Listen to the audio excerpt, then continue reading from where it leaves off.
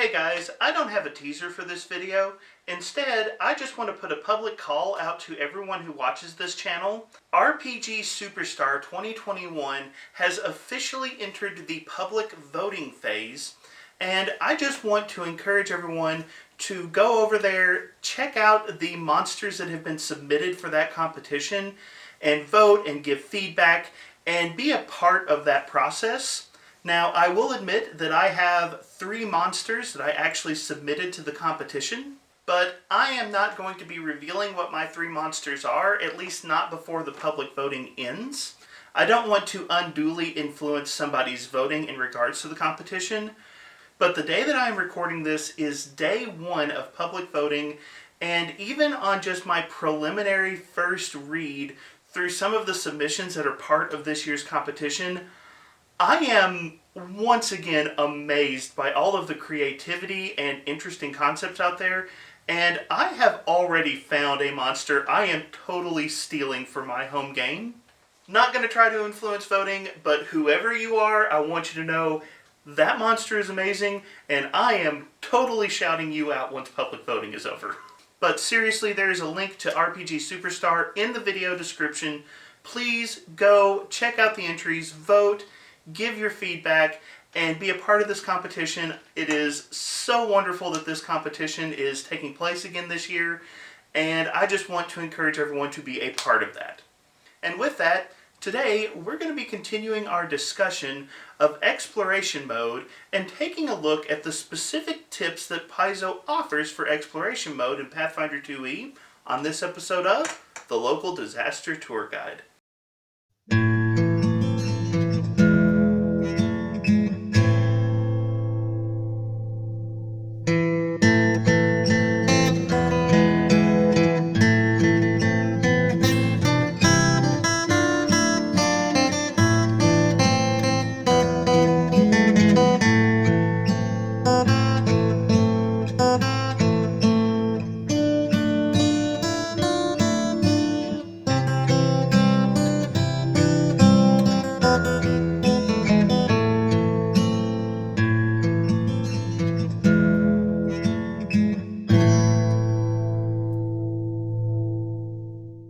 Hello travelers and tourists, my name is Mark and I am the Local Disaster Tour Guide.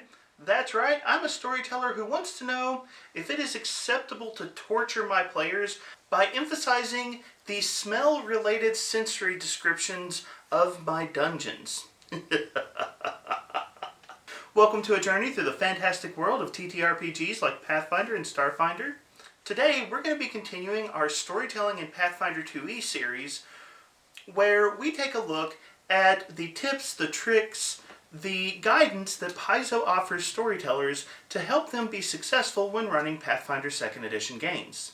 This series is intended to be for game masters of any skill level. Whether you're a beginner or if you've been playing for many, many years, we can all still discover things that can help us improve our games, and even if Pathfinder 2e is not your preferred gaming system, I still encourage you to be part of the conversation because I have seen that by studying a multitude of games, we can all discover new things to bring back to our favorite game.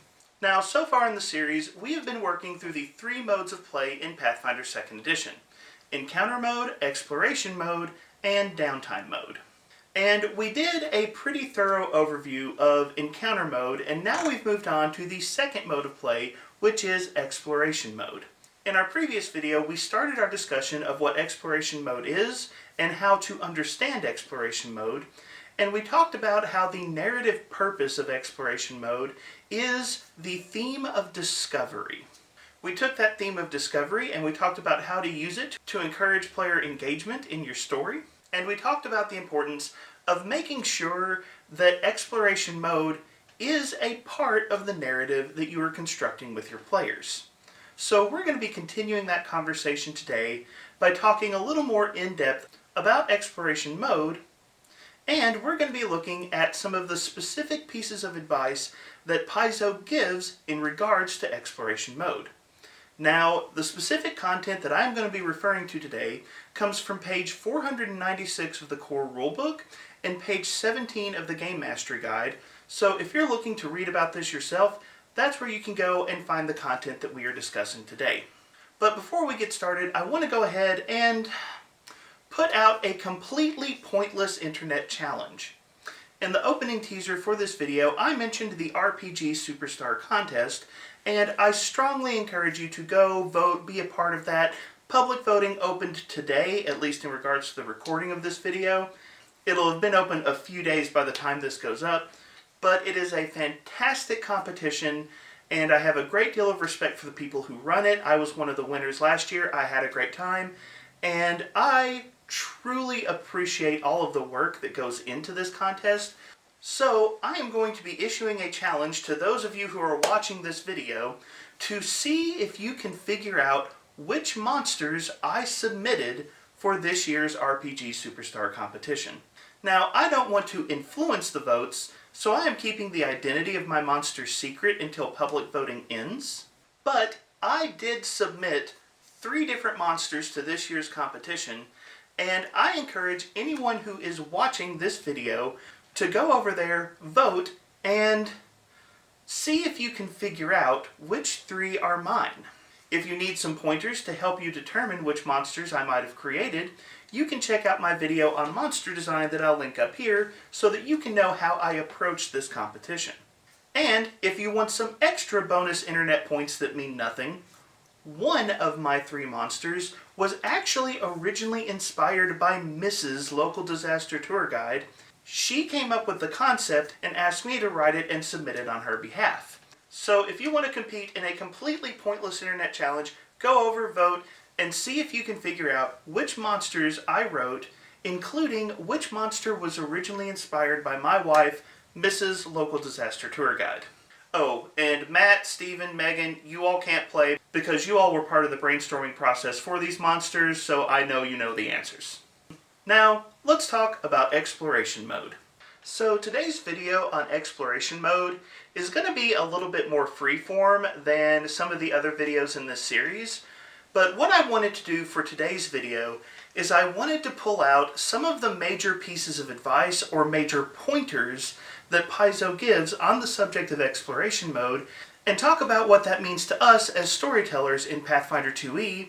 When it comes to exploration mode, my favorite thing that Paizo wrote in describing exploration mode comes from page 496 of the Core Rulebook. And it says, fundamentally, exploration mode is all about rewarding your players for learning about their environment. I think this is a fantastic description of what exploration mode is and what it should mean to your players. If we go with the definition that exploration mode is all about discovery, then that description of PCs learning about their environment is a very apt description of what exploration mode is and why it is so important to the game. Exploration mode is the ideal point in narrative storytelling to help your players understand the world around them, to help them learn about their environment. Earlier in this series we talked about encounter mode, and we talked about how tension is the main narrative purpose of that mode of play, and when tension is really high, it is not an ideal time to bring in a lot of environmental factors and try to focus on those things. You've got more important questions like who's getting stabbed and who isn't. By the same time, downtime mode focuses on the concept of progress. It moves very, very quickly, and as a result, you don't have the time to really drive home the environment that your players are moving around in. So exploration mode ends up serving that critical function of giving your players a chance to learn about the world that they are in. You could almost call it narrative sightseeing. This is a chance for your players to appreciate the beauty of their environment or the complexity and danger of the dungeon that they are exploring. Exploration mode exists to help players understand the world and their connection to it. However, when we think about player engagement, I'm just going to go ahead and say this. The word learning is not the most important word in this sentence. Rather, the most important word in this sentence is rewarding. Fundamentally, exploration mode is about rewarding your PCs for learning about their environment. This may be one of the simplest things that I can say, but I also think it's a pretty important thought for us as storytellers. Is it possible that our players are detached from exploration mode because we simply aren't rewarding them for participating? Some rewards are pretty obvious. If the rogue finds the trap and likes the party enough to tell them about it, the reward is nobody gets hit by that trap. By the same token, if a party member discovers a secret door or finds some other hidden location, there's often an additional reward in the form of treasure that is given to the party. Exploration mode, much like any other mode of play, should be rewarding to your players. And if it's not rewarding, that might be why they're checking out. You need to ask the question, how can I reward my players? Am I giving them some new lead or some additional benefit in terms of the story they're trying to resolve? Do they have a chance to find something of value or at least avoid something that is dangerous because they participated in this mode of play? Is there a sense for your players that when they participate in whatever you are presenting, that they're going to get something of value out of it? I think this is a really good introduction to how to engage players in exploration mode, but let's go ahead and take a look at some of the tips that Paizo offers on how we can make exploration mode engaging, exciting, and rewarding for our players. Now, the rest of the tips in this video are going to be coming from page 17 of the Game Mastery Guide. It's actually in the very first paragraph on running exploration mode, and they give us a handy set of bullet points of things that a Game Master should focus on if they want exploration mode to be successful. And the very first bullet point that they give us is evoke the setting with sensory details. In a way, this is a very basic point, but it is still one that you want to practice as a storyteller. You want to describe the scene, and you want to describe it in a way that is going to help your players immerse themselves in the setting, in the story. You want to, as Paizo said, evoke this image of wherever they are in their minds so that they can very clearly see what their characters are doing and what their characters are experiencing, even if it's only in their mind. Now, there are several things that you can do on this point. One of them is simply to think through when you are describing a setting and find ways to describe the setting that involve more than just one or two of a player's senses. Oftentimes, as storytellers, we like to default to a visual description of what's going on because that is the predominant sense that we use, and even in Pathfinder 2nd Edition, vision is the default precise sense that most creatures use. Vision is very powerful, and a good visual description can be very evocative, but if we only think in terms of the visual medium, we miss the opportunity to really help our players get into the right mindset on whatever it is that they are encountering. So, when you're describing a scene, don't just think about what the players might see, think about what they might hear or smell. Taste and touch might be a little bit harder to include in a sensory description, but if your players are walking near a powerful furnace, describing the intense jump in heat that their characters experience is something that might help your players clue into the setting. And a few years ago, I remember running a game where the players were going to go shopping, and I described them encountering a bakery and the almost like sickeningly sweet aroma that comes out. That smell that can almost put you in a diabetic coma just because it wafted into your nose. I remember using that description with my players, and almost immediately my players, just describing that smell, made them like they had a physical reaction to the description of that smell and that little bit of a taste you can get if you've ever encountered that smell. Using all of a character's senses goes a long way into helping your players imagine what is happening around them. Another thing to consider whenever you are describing the environment is to think about what your players are going to notice first. Now, like we said, visual medium is the most common. And in a lot of settings, in a lot of scenarios, that is probably what people would notice first. They're going to see things before they start hearing them or interacting with them in other ways. But imagine if your players are walking into a darkened room or a darkened cave. And sure, they might have a lamp or a torch, but it's going to take a minute before those light sources reveal what is inside of that particular location, and they might hear hungry growls or dripping water. They might smell something filthy and wretched that gives them a hint of what they are about to encounter before the light ever reveals it. When you are describing a scene for your players, think very seriously about what they are going to notice first and describe the scene in that order. Now, there is one thing to note in regards to sensory detail and setting the scene, and that is you don't have to overdo it. You don't have to hit every single sense.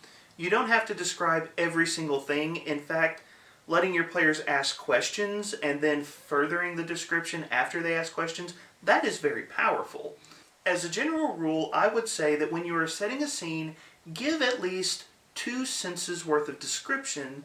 So maybe the important sights and an important smell, or significant sounds, or important temperature changes, whatever it may be. Offer a couple of different points that your players can reference mentally to help them understanding whatever it is that they're seeing and doing. Now, this final point on evoking the setting, this is something that I learned watching Critical Role and the way Matthew Mercer storytells. And I'm going to go ahead and admit, I am not very good at this yet. This is something I'm trying to learn to do, and I forget it a lot.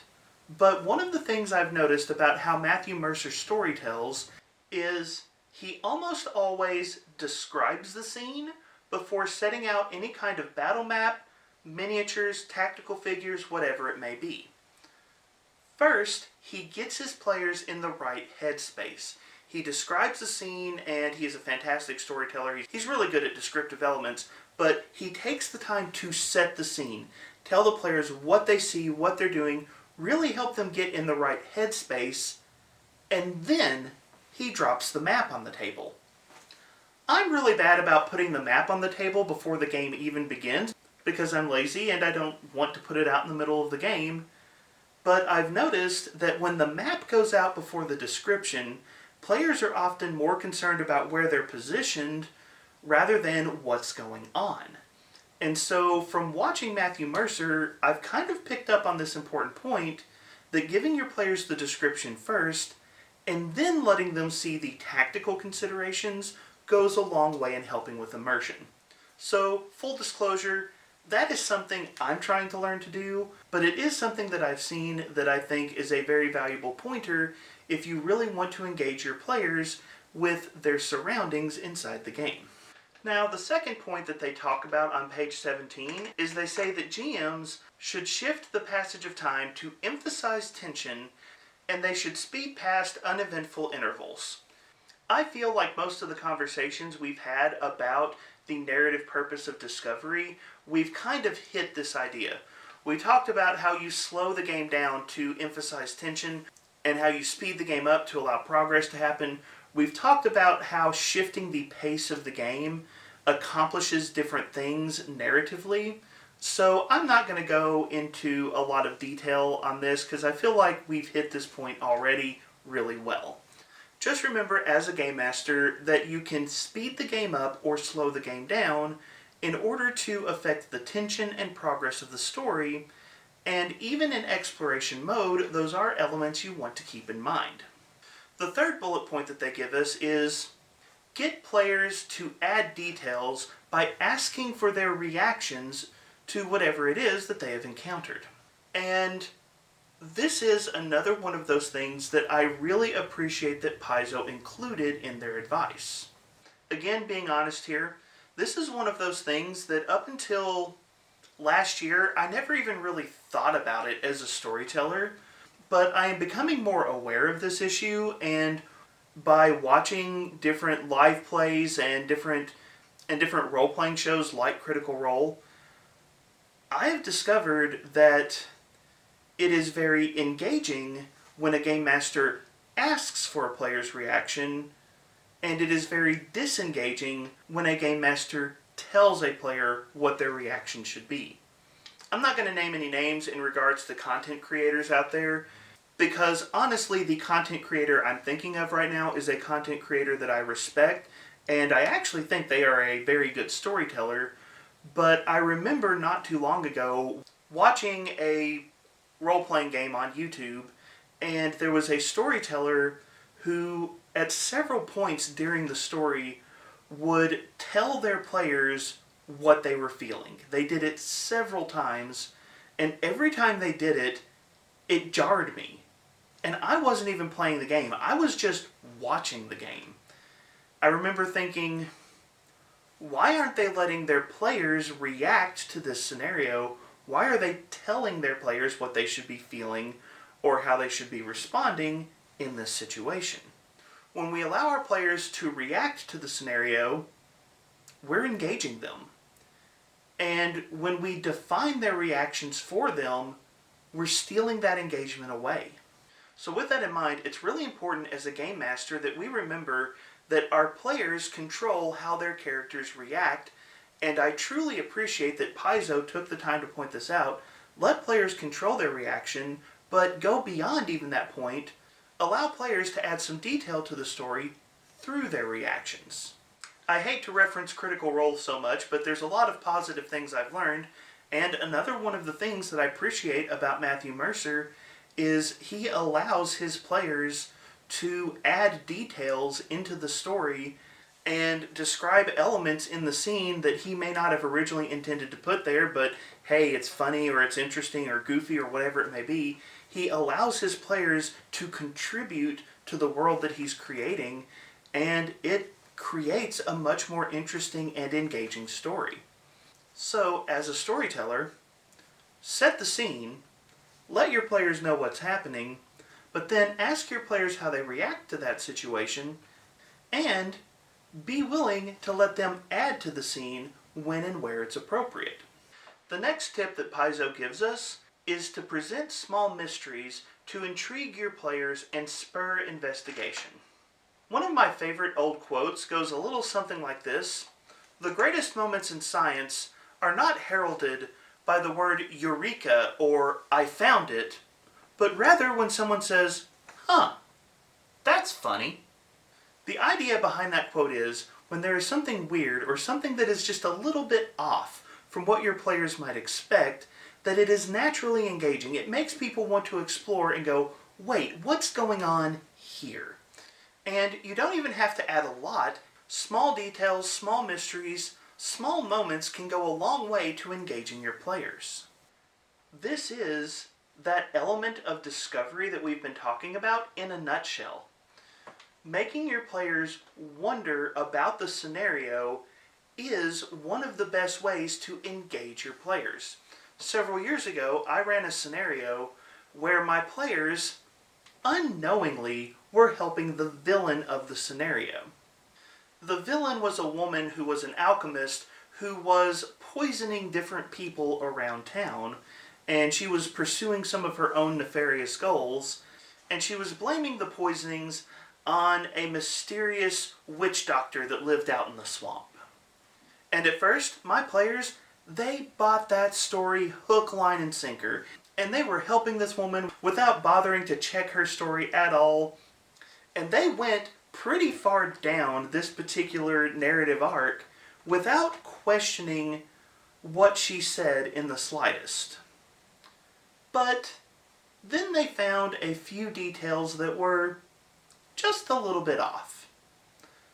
Not enough to say that the woman was lying, but just enough to make them question if there was something else going on. And when it came time for them to encounter the witch doctor hiding in the swamp, they managed to get the drop on the witch doctor and very easily could have knocked him out in a single round. They could have killed him before he ever had a chance to react. But they had questions. And because they had questions, rather than attacking, they dug in and investigated and unraveled the real story.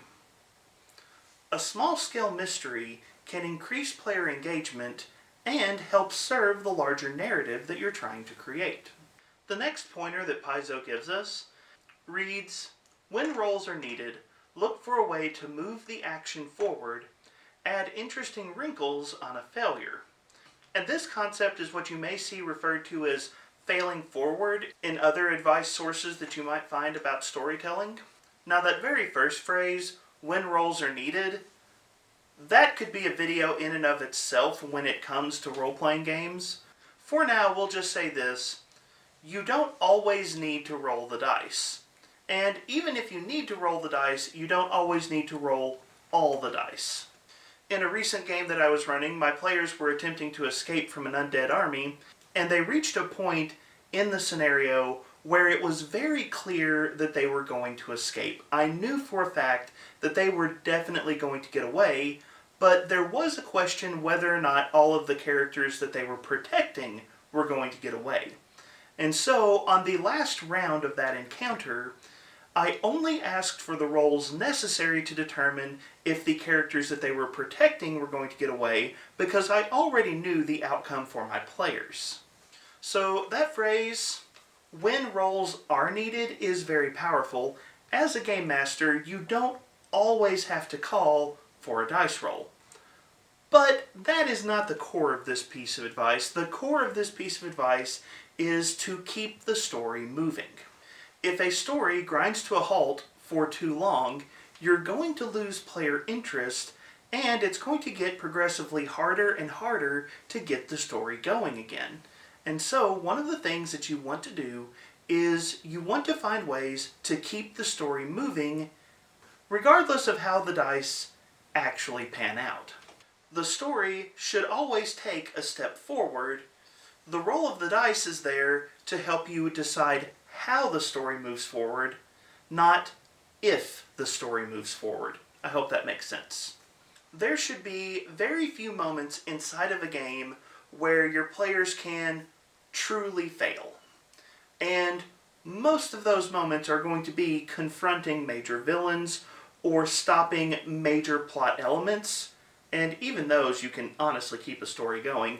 But the point is this: most of the time, the story can keep moving. You just have to decide how it's going to keep moving. Maybe your players are investigating an evil cult inside of the city, and if they get a success on their rolls, they locate one of the hideouts that the cult is using, and now they have a location to go and explore and fight some villains. But what if they fail those rolls? It would be really easy as a storyteller to freeze there, to say, well, you didn't find anything, and then the players just have to keep rolling or trying or spinning their wheels waiting for something to happen because they don't know where to go. Or maybe, when they fail their rolls, the cult that they're investigating catches wind of them and bribes the local law enforcement to arrest the player characters. They failed their skills, and there is a definite consequence to that failed roll, but the story also moves forward. The players are now dealing with local law enforcement, and once they get done with that encounter, they have a lead in terms of the person that got bribed to arrest them. So that is the core of this particular point. As a storyteller, you always want the story to be moving forward. The speed will vary from game to game and scene to scene, but there should be a forward momentum. The dice should not be telling you if the players get to move forward, but rather how the players move forward. The final tip that Paizo gives us for exploration mode is to plan effective transitions to encounter mode. One of the things to understand about exploration mode is it is a transitional mode of play. It exists to vary the speed of game, to ramp up or ramp down the amount of tension, to ramp up or ramp down the amount of progress. Exploration mode is in between encounter mode and downtime mode, and because it's in that in-between state, it is a transitional mode of play. In other words, your players are going to go into exploration mode and come out of exploration mode, and when they come out of exploration mode, especially to go into an encounter, you want to make sure that that transition is smooth, that it is effective, and that it is engaging. So, as a game master, you want to spend some time thinking about how you are going to transition different scenes inside your game. Transitioning from one part of the dungeon to the next, transitioning from one moment in a debate to the next, or transitioning from traveling through the woods to now you're fighting bandits. All of these things alter the state of the game, and you want to clue your players in that that transition is occurring so that they will be engaged and they will move very naturally from one scene to the next. Now, I think the best example of this in Pathfinder 2nd Edition is the way Pathfinder 2e handles initiative. And if I'm being honest, I need to do an entire video just on handling initiative in Pathfinder 2e. I will probably put that in this series somewhere. But there is an interesting mechanical quirk to initiative in Pathfinder 2e that I genuinely love, which is players can be acting in initiative while they are unaware of what's going on.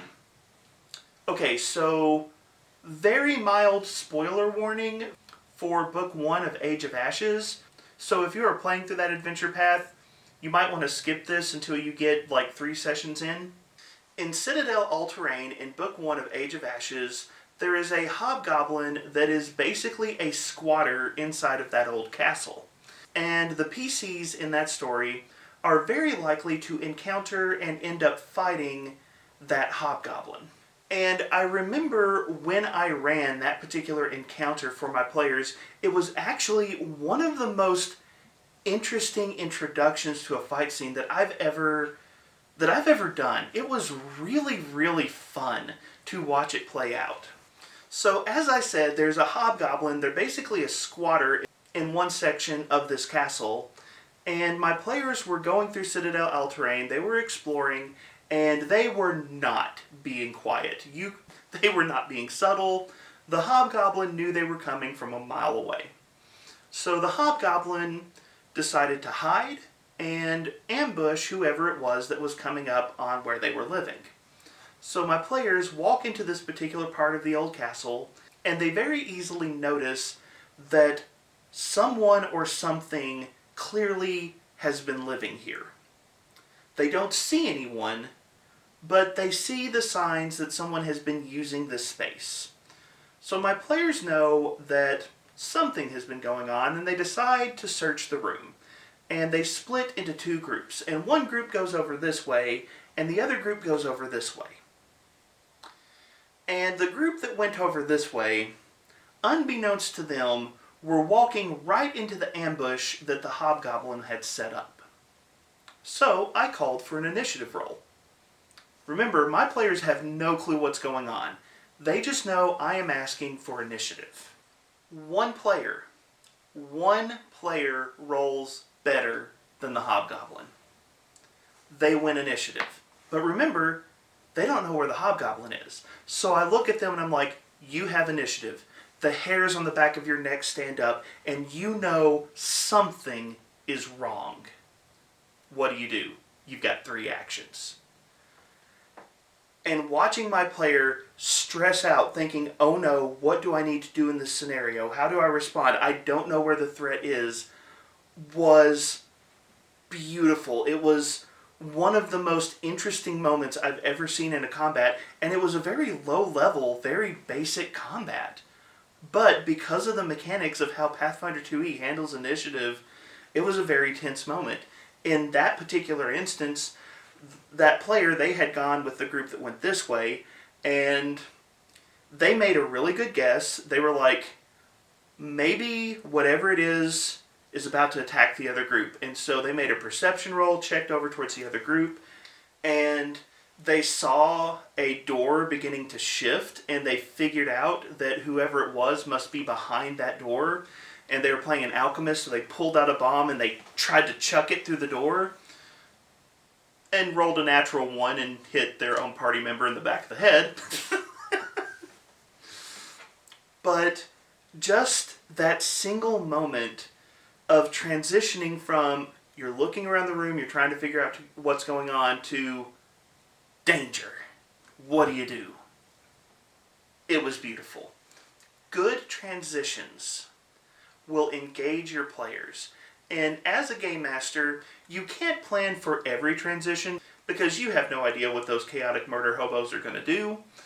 You can't plan everything, but take some time to plan at least some things, to think through how can I transition from exploration mode to this encounter, or exploration mode to that encounter, or even from different scenes inside exploration mode. Think through those transitions so that you can help your players step from one scene to the next, from one mode of play to the next, very effectively. But anyways, those are some of the major tips that Paizo offers Game Masters when it comes to running exploration mode. So let me know what you think about these different pointers. Did anything surprise you, and was there anything that you're going to start thinking about for the next time you run exploration mode? Do you have good examples of any of these particular categories that you've seen that were very engaging for players? And do you have any tips on how to run exploration mode well? Leave your thoughts in the comments down below. I appreciate anyone and everyone who is a part of these conversations, and I thoroughly enjoy getting to interact with you all, so definitely leave your thoughts and be a part of the conversation. Also, if you're interested in becoming more engaged with the Disaster Tour Guide community, I encourage you to check out my free Discord page. I have a link to that in the video description. And if you're interested in supporting this channel financially, you can find my Patreon linked in the video description as well. Don't forget my Pointless Internet Challenge to go over to RPG Superstar 2021, vote on the monsters, give some feedback, and see if you can figure out the 3 monsters I have submitted. And, as always, thank you so much for being here, thank you so much for being a part of the conversation, and have a wonderful day.